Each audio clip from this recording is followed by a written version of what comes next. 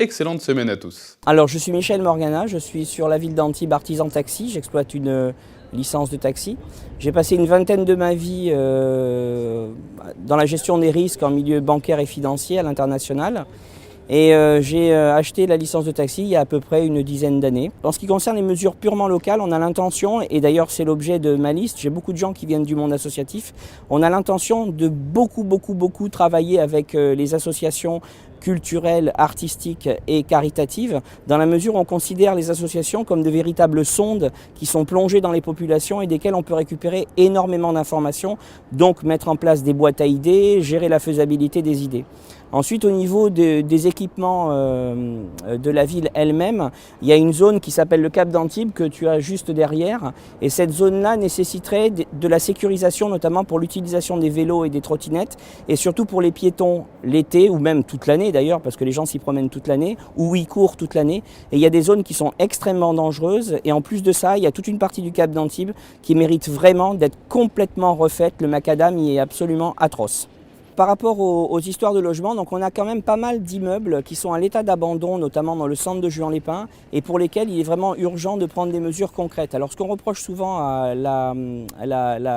l'équipe sortante, c'est effectivement de trop bétonner la ville. Mais bon, on sait tous pourquoi, hein, bien sûr, hein, c'est par rapport à la diminution des dotations globales de fonctionnement, donc les mairies recherchent absolument à pérenniser leurs recettes.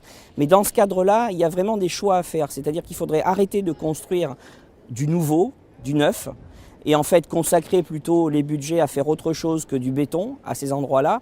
Et en ce qui concerne ces immeubles, notamment des vieux hôtels dans le centre de Juan-les-Pins, vraiment aller vers de la réhabilitation pour y faire du logement social, pour y mettre des saisonniers, pour y mettre des étudiants. Là, on a vraiment un besoin qui existe réellement.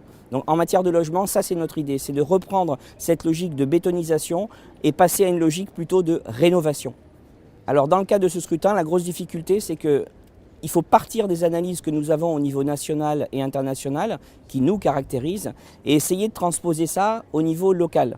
Au début, quand on m'a proposé de prendre la tête de liste, j'étais un petit peu hésitant, parce que je ne voyais pas trop comment faire le rapport entre le national et l'international et le local. Et finalement, avec les deux mesures phares que sont l'implantation du RIL, référendum d'initiative locale, et l'adoption pleine et entière, si c'est possible, de la charte anticorps, du coup on retrouve un petit peu ces valeurs-là qui transpirent sur le terrain, et du coup on va pouvoir, je pense, implanter notre mouvement et commencer à déployer nos analyses autour de ces deux axes. De toute façon, tout ceci est cohérent, et la plupart des gens qui me disent effectivement, bon, les analyses d'Asselineau sont un peu loin du terrain, c'est du macroéconomique, je leur dis pas du tout. L'euro est trop cher pour la France, vous savez les problèmes que ça pose en termes d'exportation par exemple. L'euro est surévalué pour la France, vous savez ce que ça veut dire par rapport à l'Allemagne, pour lequel l'euro est sous-évalué.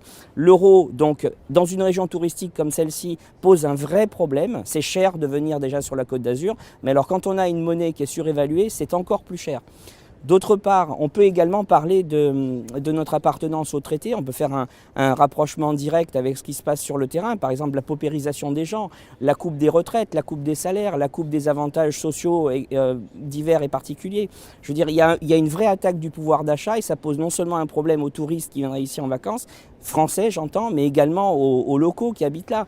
Et finalement, notre appartenance à l'OTAN, ça pose également un problème. On n'a pas l'impression comme ça, mais le fait que la France aille bombarder des pays souverains, par exemple au Moyen-Orient ou en Afrique, ça excite les communautarismes, et nous, on a des réponses concrètes à tout ça. On a des réponses apaisées. La preuve, c'est que M. Asselineau est l'un des seuls hommes politiques à pouvoir se promener dans la cité des 4000, rencontrer des gens, boire des cafés, rentrer dans les coursives d'immeubles, prendre des ascenseurs, serrer des mains, manger des couscous ou autre chose d'ailleurs, sans être jamais soucié pour sa sécurité personnelle. Je vais vous dire quelque chose de très important.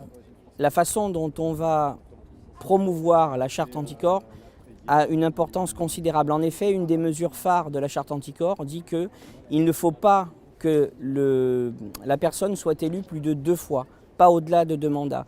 Quand on regarde ce qui se passe à Antibes, après 25 ans de règne successifs, on va dire, on est quand même carrément loin du compte. Donc si vous votez demain pour Leonetti, on repartira encore sur la même logique. Il y aura une espèce d'habitude qui se sera installée, qui sera là, et il continuera comme il l'a toujours fait.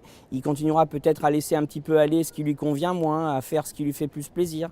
Par contre, si vous donnez un coup d'arrêt à ça, et que vous votez pour une liste comme la liste Union populaire républicaine, là vous enverrez un signal fort.